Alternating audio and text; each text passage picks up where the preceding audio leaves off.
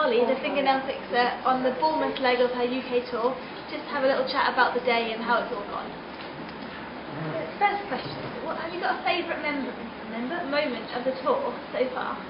Oh, well, that's a really tough one because I love being in each of the towns. As soon as I get off the airplane in the UK, it's like, oh, come home. So being able to see Ireland and Scotland as well as England has been really exciting. This is the first time I've got to be in all three countries. So very exciting to do all three, and that probably is the most exciting moment. Each time I hit a different country, it's like, yee, more nail professionals. Has any of the places your favourite stop? Now you're killing me. I know. Killing me. Say Bournemouth is winning. Yeah, Bournemouth is always a good one. I always have a really nice turnout here, which makes me feel so loved. And probably, I would have to say Edinburgh is probably one of my favorite places to stop. And it has a lot to do with, I went to boot camp with Fee. And so getting to see her is like seeing my sister from across the ocean. Beautiful city as well. Yep, that really lends me towards towards Edinburgh. Jet lag again.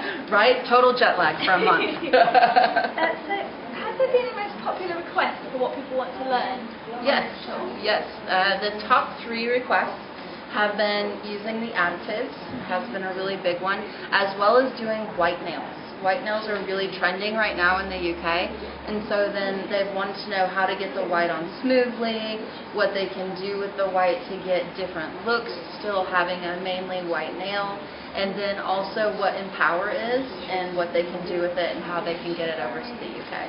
Yeah, we've noticed you're really pro at applying the white one as well.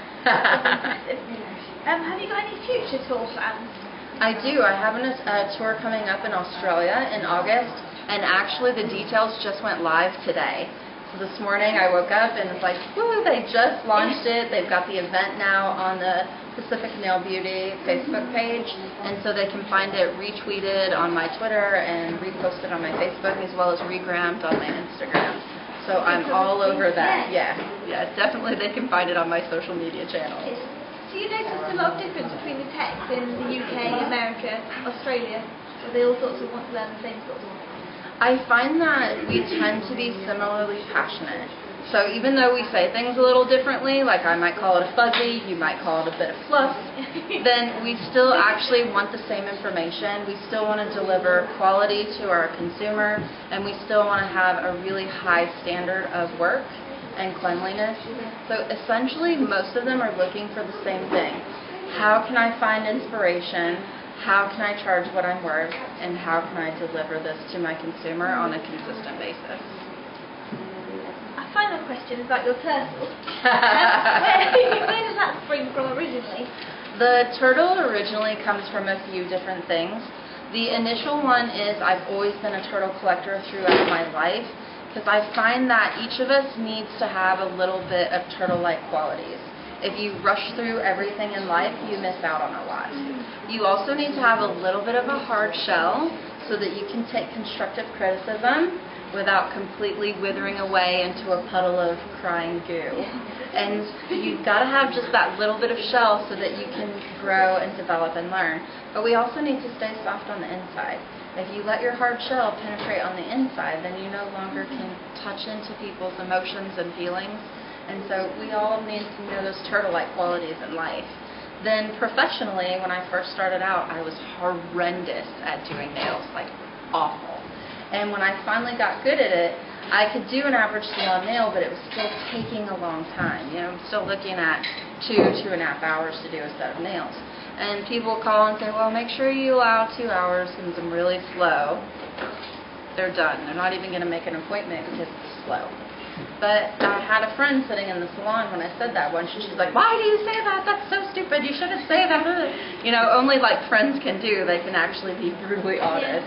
And so we actually kind of figured out when they called up if I would say, you know, make sure that you allow a couple hours out of your schedule for your nail appointment, because I'm very meticulous and I want to make sure you're getting the absolute best service possible so that your nails can go the duration you're expecting from them.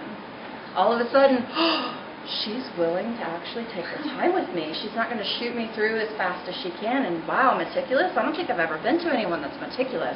What does that even mean? So it's just the idea of setting yourself apart, finding your niche. And in my town, my niche happened to be that I actually took time with you. I didn't kick you out the door as fast as I could. And your nails were beautiful and they lasted. Perfect. It's like what you said earlier about spinning it into nail fashion, not nail art. Exactly. It's all about perspective, and you have to give people the perspective that you want them to view so that they view you as the value that you should offer. Great.